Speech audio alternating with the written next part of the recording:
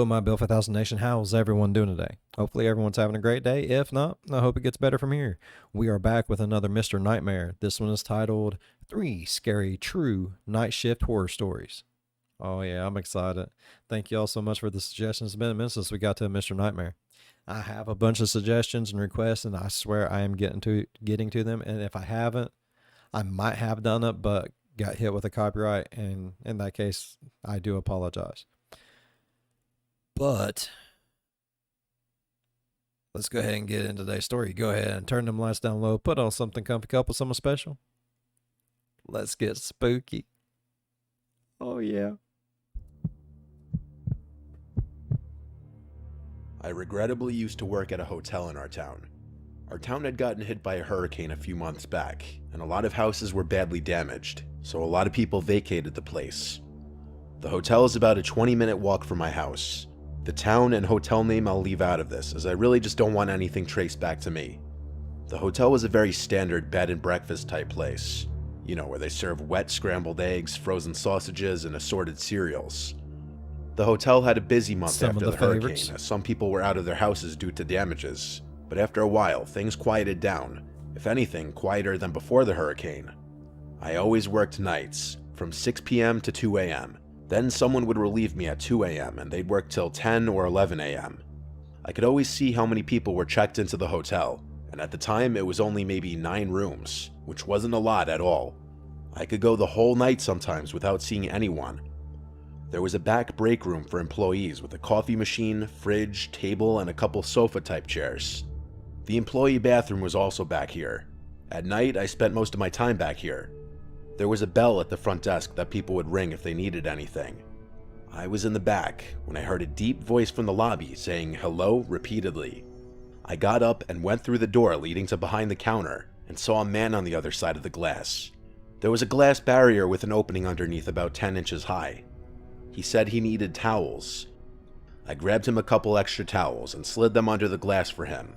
He grabbed them rather aggressively, shot me this weird look, then walked to the room's hallway. Be like, fuck you, buddy. I stayed in the lobby now, sitting in the rolling chair by the monitors, and I just watched that man on the camera walk down the hallway. He was looking around weirdly. Then he started rubbing the towels on his face. I said out loud, what in the world? Then he got in the elevator.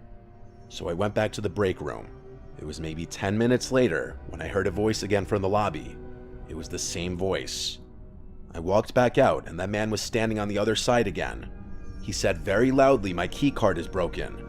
I asked what his room number was. He said it was something random like 2C, something with a letter in it. Our hotel room strictly had numbers, no letters, so I knew this man was lying. I told him, sir, our rooms don't have letters. Are you sure you're staying here? His reaction was not something I was expecting, nor was it something I wish I ever had to be victim to. He threw the towels on the floor, started smiling, slightly tilting his head as he got closer to the glass. When his face was practically pressed up on the glass, he said, I'm going to kill you, still with a smile on his face. Then he said it again, louder, and again. Each time he said it, it got louder until it was almost a scream. I screamed back at him, I'm calling the police. And I did. Fuck yeah. I picked up the phone and showed him as I dialed 911.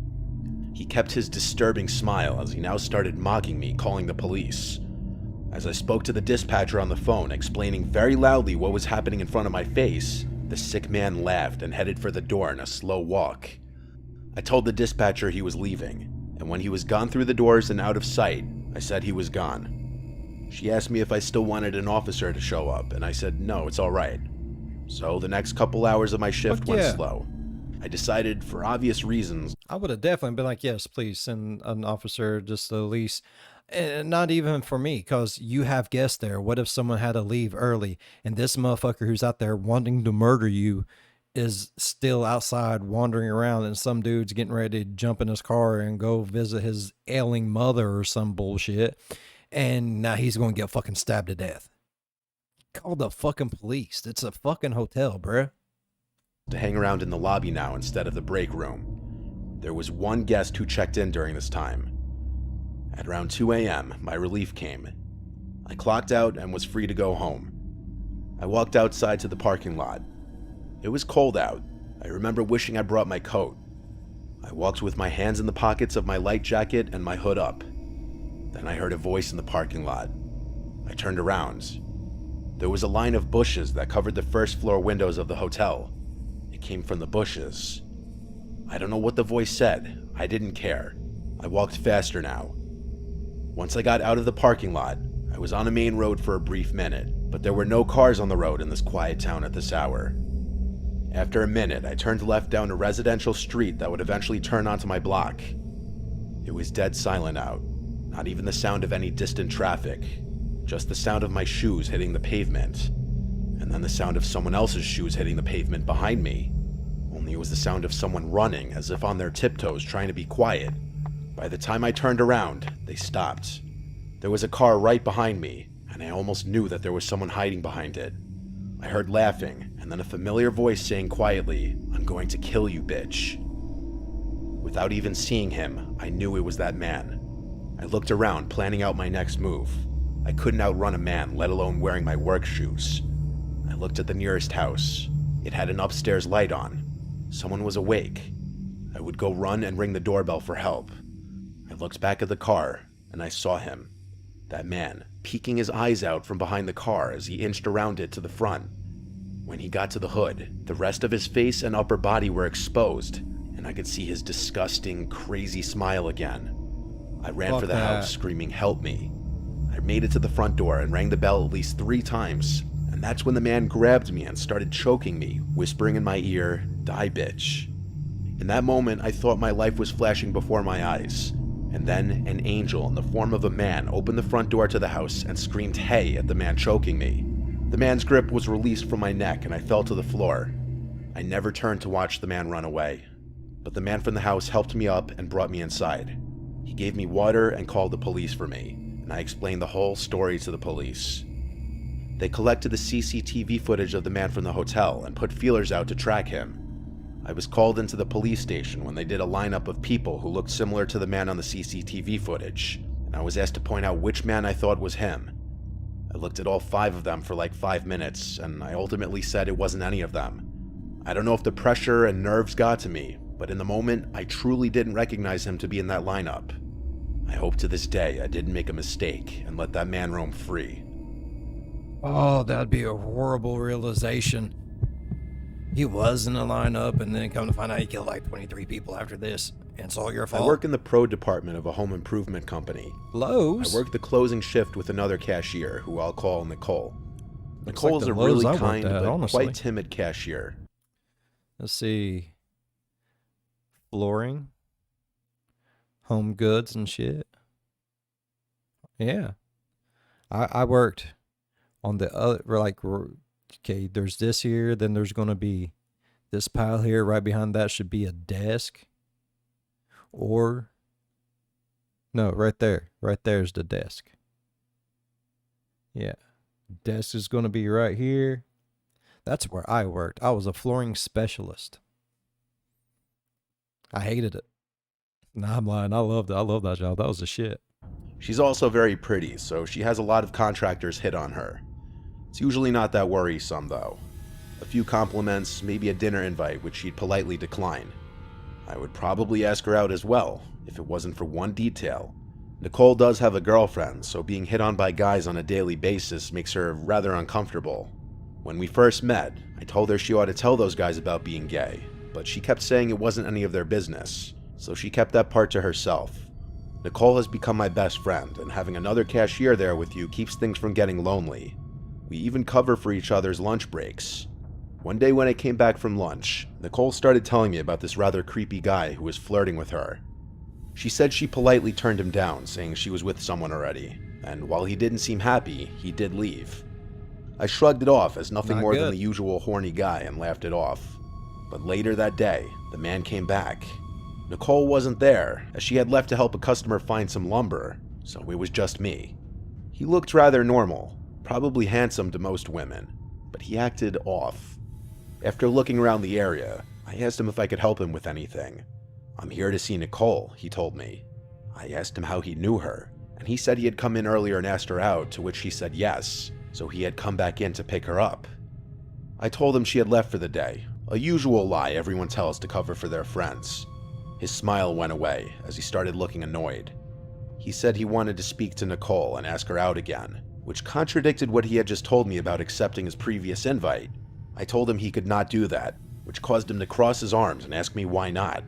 I'm not the best liar when it comes to making up excuses on the spot. However, I didn't want to tell him Nicole was gay if she didn't want him to know it, so I just blurted out that Nicole was my fiancée. His annoyed look went to confusion as he asked me how someone as pretty as she is could go out with someone like me. I'm not a Jason Momoa or anything, but I don't think I'm that bad looking. I got you, I told bud. him it didn't matter and that her and I were getting married in a couple months, so he needed to back off. He gave me a death look, but didn't say anything. After an awkward silence, he left. After Nicole had gotten back, I told her what went down.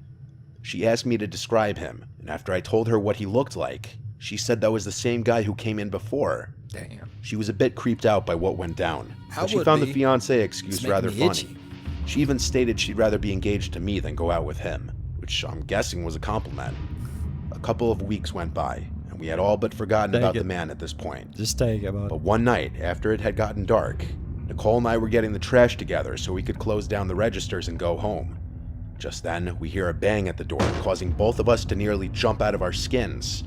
It was the guy again. He had a wild look in his eyes as he kept his face pressed against the glass. He's We're there. closed, I tell him. But he insists he needs to come in. Nicole yells again to tell him she's not interested, and for him to go away and leave her alone.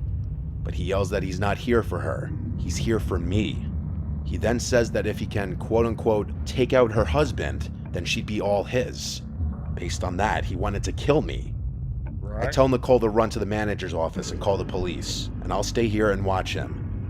I won't lie though, I was pretty afraid to be in that tiny little area if the guy's able to get in. He wasn't the biggest guy, but he could have had a weapon. Bro, you work at Lowe's. You know what you do. There's a video for it. You go and you find you a weapon. I prefer saw blades.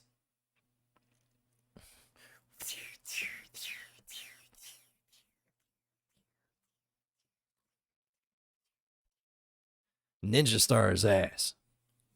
I ain't kidding. I worked at Lowe's. We did a video.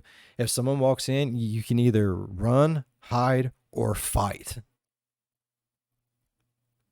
Oh, shit. If an active shooter walks in, what do? Do you run? Do you hide? Or do you fight? Well, that depends on the person you are. You could be a runner, a hider, or a fighter. Yeah. That's how it went. On him.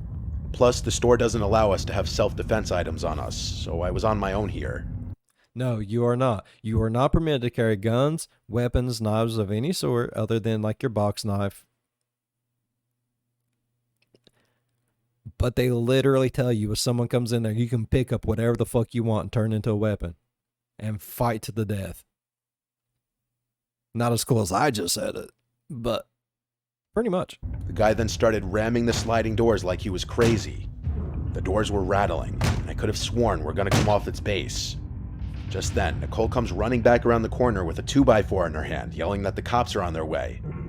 Finally, the man decided to leave. The closing manager met the officers when they came, and he took them to review the cameras. Thankfully, the man was caught and arrested, but Nicole nor I felt safe working there any longer. No. We're still friends and even attend the same college together, but we do have separate jobs now while we pay our way through classes. I'm glad she was there to help me with the rogue man, as I hate to imagine what he might have done to me, or worse, what he might have done to her. Yeah. She says she's glad I was there for her as well, as having a guy around tends to make men like him less confident in what they might try. It was a wake-up call for me as to how dangerous it can be for some girls when an interested guy just doesn't want to take no for an answer. No means no, people. Plain and simple. Hands down, no means no. Nothing in between. There's no in between when there's a no involved. Just fucking stop and go away. So this happened a little over 2 years ago now, and I wanted to share it somewhere just to look back on it one day and never forget the lesson I learned. It was 2016 and I had just started a new job at a motel. It was low pay, but I needed an office job. One of my friends, Michael, got me this job. For a few days, I did training with the owner in the mornings. For 2 nights, Michael trained me. Our job was the 11 p.m. to 7 a.m. shift. Nothing exciting, checking guests in and doing paperwork. My boss, or the owner, went away with his wife on vacation for a week, which is attributed to the swift training I had to endure. So it was my first night alone on the night shift. There was a monitor with security cameras around the motel's property, and large glass windows all around the office building with a glass door. There was no night window like most motels have. It was fairly early in the night, at about 1 a.m. I was just doing my normal check-in paperwork. That's when a man walks in and asks if we have any rooms available. Usually if someone's sketchy, my boss has me lie and say no, but he seemed normal at the moment.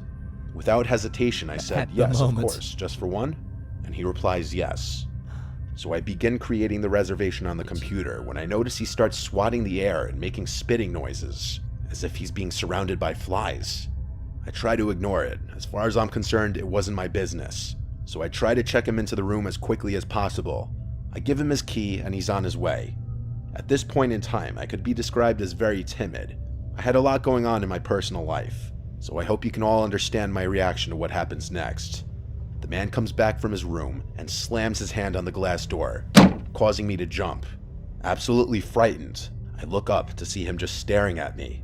He cracks the door and puts his head through and says, I can't get into my room. Why won't you let me into my room? And my only defense is trying to be helpful. So I replied, maybe there's something wrong with your key. Let me give you another one. The look he had in his eyes was inexplainable. I felt like I was in absolute danger. I handed him his new key, and he went back to his room. I tried texting Michael because he's the one who trained me, though it was in the middle of the night and he was asleep. I needed some guidance. With no reply from Michael, I noticed the man trudging down the stairs to come back. I go into absolute panic mode. I run into the back office and lock the door, and I pull out my pocket knife. It's important to keep protection when working at night. It is. I hear the man in the office yelling, hello, hello, why won't you let me into my room? Do you not like me? Me being an absolute idiot and not standing my ground and just calling the police when I'm feeling scared, I decided to take the situation on alone. I reply, I'm just on the phone, I'll be right out. I then start calling Michael over and over for help. No answer. I decided to take a few breaths and then step out of the office. The man was not there. He was in the bathroom. I start hearing him talking to himself, angrily saying, kill her, kill her. My heart sank. Still being an idiot and not calling the police.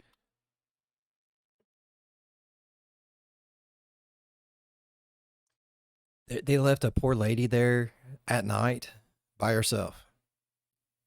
I know it's probably going to sound really sexist for me to say, but I don't really give two shits. You don't have women work alone at night, bro. Not saying that women can't handle their fucking selves, because they can. All women are badasses. They can shoot babies out their hoo-haws, bro. It don't get more badass than that. But people think they can run over him, and bad shit happens, especially at night. I'm sorry, but I don't think a lady should ever be by herself at night working in a hotel, gas station, any of the sort. I don't. Accuse me of being sexist all you want. I don't give a shit. That is my personal thing. I think it, and that's just safety. I'm not even saying that it has to be a guy there with them. That maybe two women, you know, that way when shit starts happening, the other one can run and call someone. Fuck. He comes out and I say, your key was broken, I'm sorry. Let me escort you to your room. He agrees, thankfully. I was wearing a long-sleeved sweater, so with my arms down, I was able to hide my knife in my hand while holding it. I begin to walk outside, and he seemed insistent to walk behind me. We begin making our way to the staircase and up towards his room. I was sweating from how nervous I was, continuously looking behind me to make sure he wasn't going to make a move. He stops at a room, and I stop at his room a few doors down.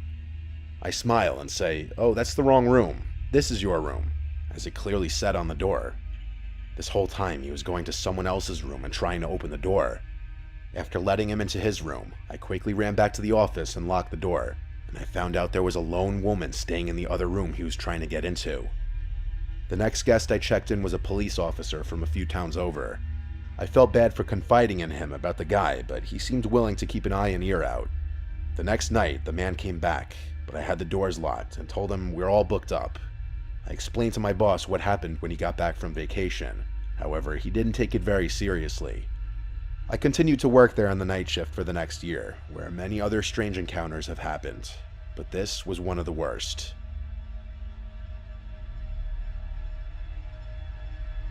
Would be pretty fucking creepy. All right. That was good. I liked it. I liked it. Night shift is no joke, bro. Night shift is no fucking joke. And I'm sorry, you can say it's sexist all you want. I don't care. Just out of safety reasons, you should never have a lady there by herself alone at night for any reason. People are fucking stupid and they will try to do stupid shit thinking that they can just do whatever because it's a lady. And I'm not saying that that's true at all. At all. Women are very capable. Women are badass motherfuckers. They shoot babies out their hoo-haws and it goes back.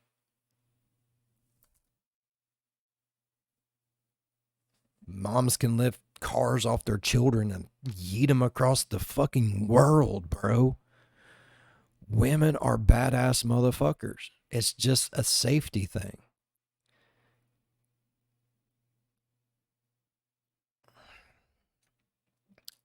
It is what it is, I reckon.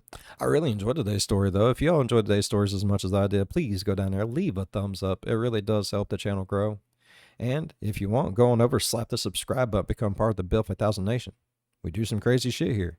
And if you want to know when that crazy shit happens, ding that bell. It might work for you, it might not. But if it do, jump in on one of my premieres, go over into the live chat and be like, hey, Bill, you just dinged me. So good.